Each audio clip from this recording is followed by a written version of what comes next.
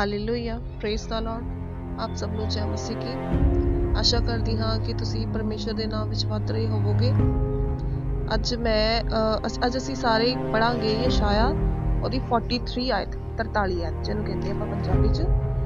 ਤੇ ਉਸ ਵਿੱਚ ਅਸੀਂ ਦੇਖਾਂਗੇ ਕਿ ਪਰਮੇਸ਼ਰ ਨੇ ਆਪਣੇ ਬੰਦਿਆਂ ਨੂੰ ਕੀ ਮਤਲਬ ਕਿ ਹਰੇਕ ਤਾਕਤ ਤੋਂ ਬਚਾਉਣ ਦੀ ਤਾਕਤ ਰੱਖਦਾ।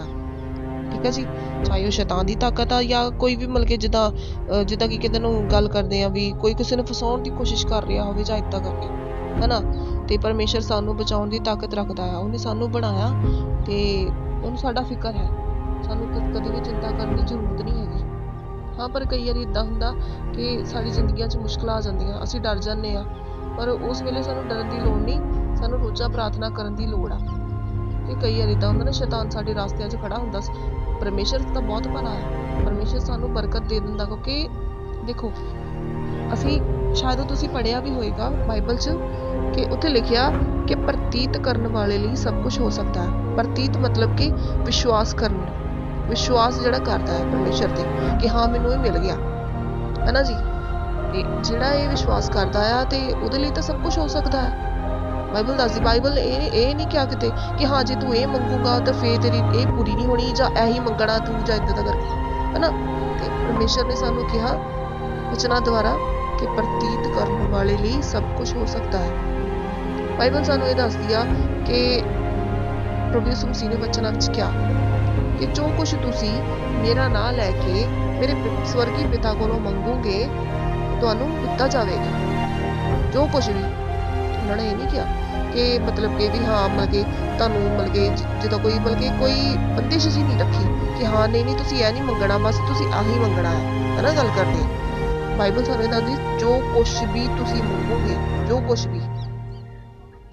ਕੁਛ ਵੀ ਅਸੀਂ ਪੁਰਾਣੇ ਜਦੋਂ ਜਦੋਂ ਸਟੋਰੀਜ਼ ਦੇਖਦੇ ਸੀ, ਤੁਸੀਂ ਵੀ ਸੁਣੀ ਹੋਏਗੀ ਜਿੱਦਾਂ ਹੁਣ ਅਲਾਦੀਨ ਤੇ ਉੱਥੇ ਚਿਰਾਗ ਸੀ ਨਾ ਇੱਕ, ਉਹਨੂੰ ਜਦੋਂ ਰਗੜਦਾ ਸੀ ਹਨਾ, ਉਹਦੇ ਵਿੱਚ ਜਿੰਨ ਨਿਕਲਦਾ ਸੀ। ਬੰਦਾ ਸੀ ਵੀ ਬਲਕਿ ਵੀ ਹੇ ਮੇਰੇ ਆਕਾ ਦੱਸ ਮੈਨੂੰ ਮੈਂ ਤੇਰੇ ਲਈ ਕੀ ਕਰਾਂ, ਹਨਾ। ਅੱਜ ਏਦਾਂ ਹੀ ਪਰਮੇਸ਼ਰ ਸਾਡੇ ਲਈ ਵੀ ਖੜਾ ਆ।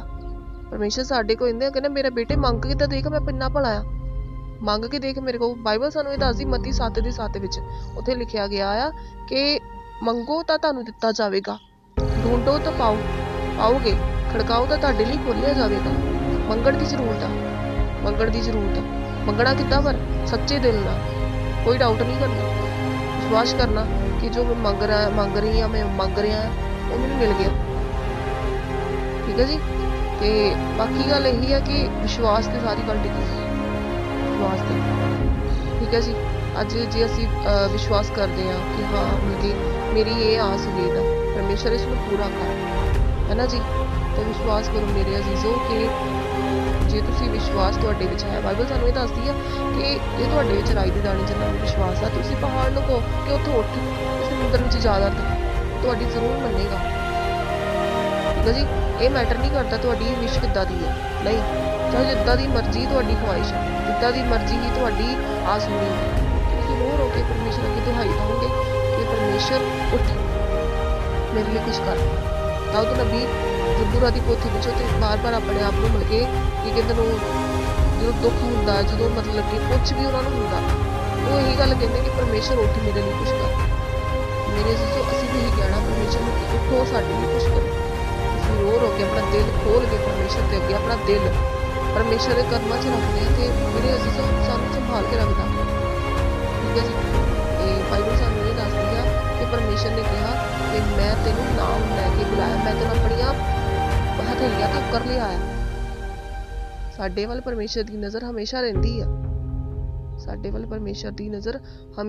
ਉਹਨੇ ਸਾਨੂੰ ਬਣਾਇਆ ਕਿ ਸਾਡਾ ਕਿ ਉਹ ਪੁਰਾਣੇ, ਜਿੱਦਾਂ ਹੁਣ ਗੱਲ ਕਰਦੇ ਆਪਾਂ ਪੁਰਾਣੇ ਨੇਮ ਵਿੱਚ, ਜਿੱਦਾਂ ਪਰਮੇਸ਼ਰ ਨੇ ਇੰਨੇ ਚਮਤਕਾਰ ਕੀਤੇ ਕਿ ਉਹੀ ਪਰਮੇਸ਼ਰ ਨਹੀਂ, ਉਹ ਅੱਜ ਵੀ ਉਹੀ ਪਰਮੇਸ਼ਰ ਆ। ਬਸ ਸਾਨੂੰ ਵਿਸ਼ਵਾਸ ਕਰਨ ਦੀ ਜ਼ਰੂਰਤ ਆ। ਵਿਸ਼ਵਾਸ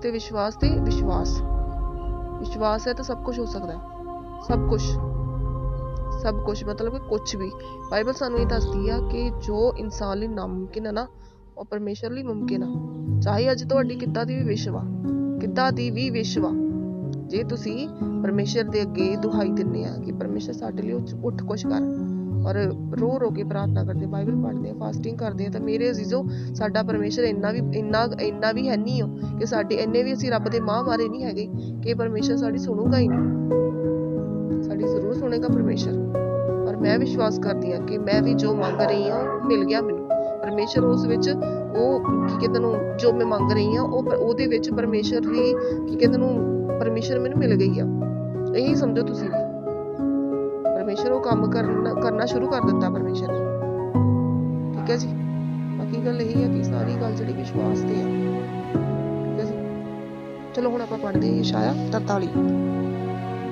हे याकूब ओ जो तेरा करतार है, हे इसराइल ओ जो तेरा सिरजनहार है। यहोवा हुण इउं आखदा है, ना डर, मैं तेरा निस्तारा जो दिता है, मैं तेरा नाम लैके तैनू जो बुलाया है, तू मेरा है। जद तू पाणियां दे विचों दी लंघेगा, मैं तेरे अंग संग होवांगा, अते जद नदियां दे विच दी अते ओ तैनू ना डुबोणगीਆਂ।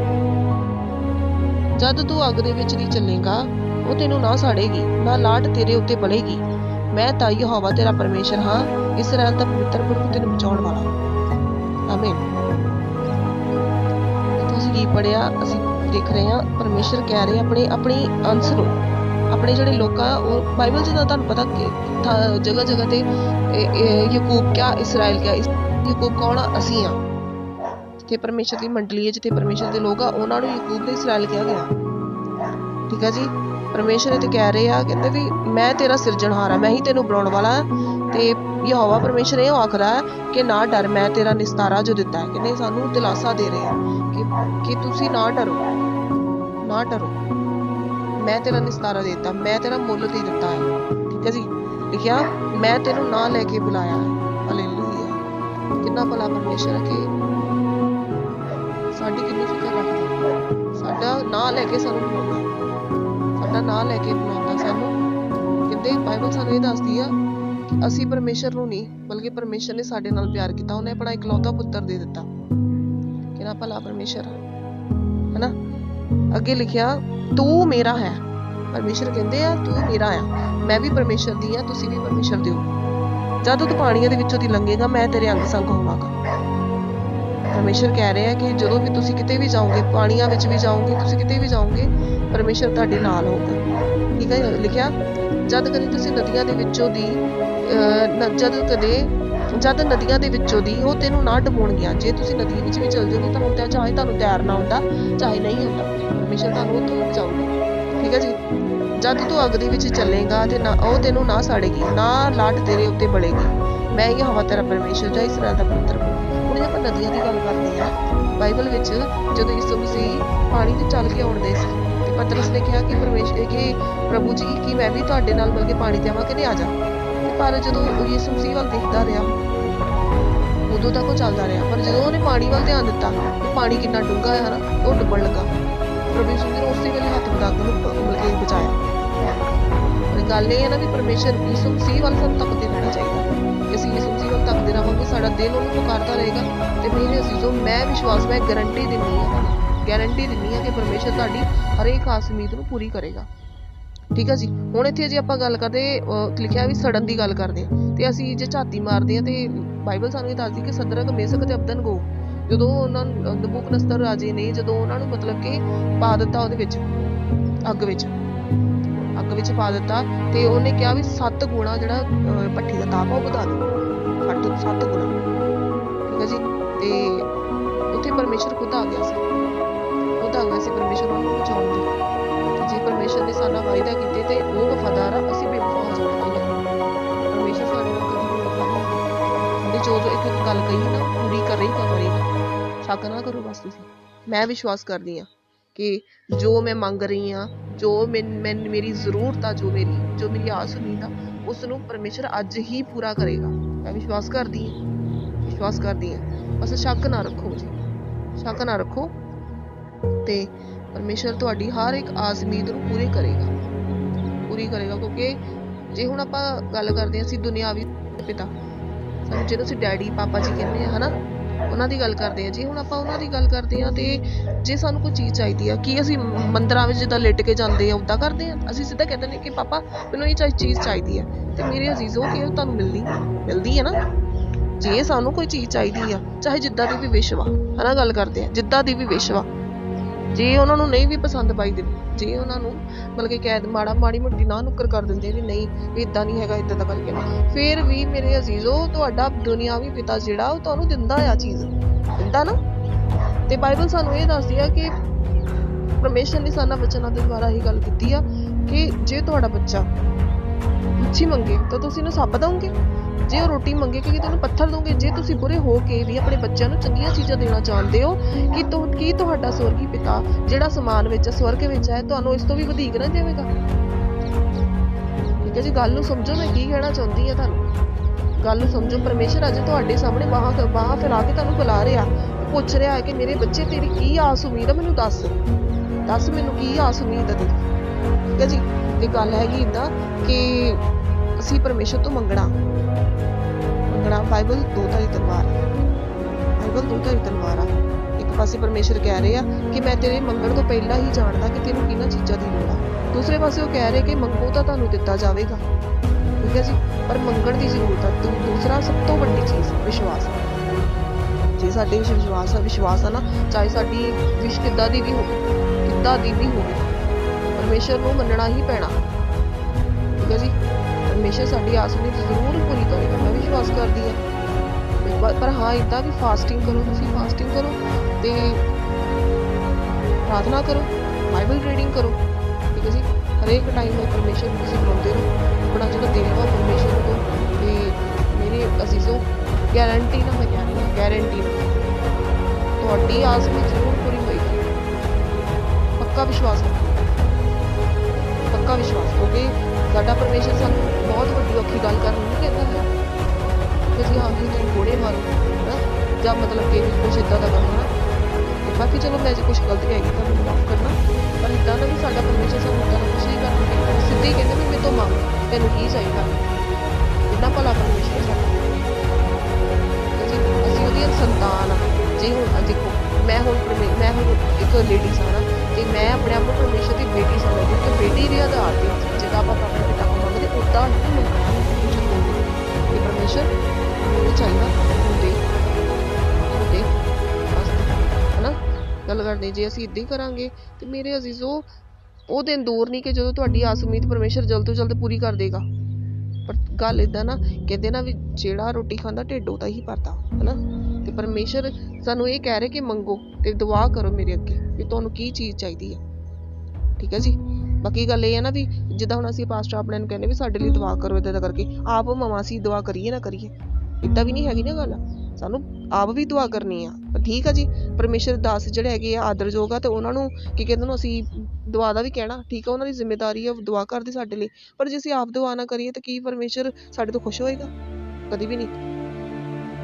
ਠੀਕ ਹੈ ਜੀ, ਬਾਕੀ ਇਹੀ ਗੱਲ ਆ ਮੈਂ ਤੁਹਾਨੂੰ ਬਾਰ-ਬਾਰ ਦੱਸ ਰਹੀ ਹਾਂ ਕਿ ਤੁਸੀਂ ਪਰਮੇਸ਼ਰ ਦੇ ਅੱਗੇ ਦੁਹਾਈ ਦਿਓ, ਪਰਮੇਸ਼ਰ ਦੇ ਅੱਗੇ ਰੋ ਕੇ ਆਪਣਾ ਦਿਲ ਪਾੜੋ ਤੇ ਪਰਮੇਸ਼ਰ ਦੇ ਅੱਗੇ ਕਹੋ ਕਿ ਪਰਮੇਸ਼ਰ ਮੇਰੇ ਦੁੱਖ ਤਕਲੀਫ ਨੂੰ ਦੇਖ, ਮੈਨੂੰ ਆਹ ਚੀਜ਼ ਚਾਹੀਦੀ, ਮੈਨੂੰ ਦੇ। ਤੇ ਮੇਰੇ ਅਜ਼ੀਜ਼ੋ ਦਿਨ ਦੂਰ ਨਹੀਂ, ਉਸੇ ਵੇਲੇ ਪਰਮੇਸ਼ਰ ਤੁਹਾਡੇ ਲਈ ਚਮਤਕਾਰ ਕਰੇਗਾ। ਪਰਮੇਸ਼ਰ ਸਾਡਾ ਚਮਤਕਾਰੀ ਪਰਮੇਸ਼ਰ ਆ, ਅਸੀਂ ਜੇ ਬਾਈਬਲ 'ਚ ਝਾਤੀ ਮਾਰੀਏ ਤੇ ਕਿੰਨੇ ਚਮਤਕਾਰ ਯਿਸੂ ਮਸੀਹ ਨੇ ਕੀਤੇ, ਤੇ ਪਰਮੇਸ਼ਰ ਨੇ ਕਿੰਨੇ ਚਮਤਕਾਰ ਨਵੇਂ ਨੇਮ 'ਚ ਤੇ ਪੁਰਾਣੇ ਨੇਮ 'ਚ ਦੋਨਾਂ 'ਚ ਕੀਤੇ। ਏਦਾਂ ਦੇ ਆਸ਼ਚर्य ਕੰਮ ਕੀਤੇ ਆ ਜਿਹੜੇ ਅਸੀਂ ਕਦੇ ਸੋਚ ਵੀ ਨਹੀਂ ਸਕਦੇ। ਯਿਸੂ ਮਸੀਹ ਨੇ 5 ਰੋਟੀਆਂ ਤੇ 2 ਮੱਛੀਆਂ ਨਾਲ ਪਤਾ ਨਹੀਂ ਕਿੰਨੇ ਲੋਕਾਂ ਨੂੰ 5000 ਨੂੰ ਰਚਾਇਆ ਸੀ। ਏਦਾਂ ਕਦੀ ਹੋ ਸਕਦੀ? ਭਲਾ ਦੱਸੋ ਤੁਸੀਂ, ਨਹੀਂ ਹੋ ਸਕਦੀ ਨਾ।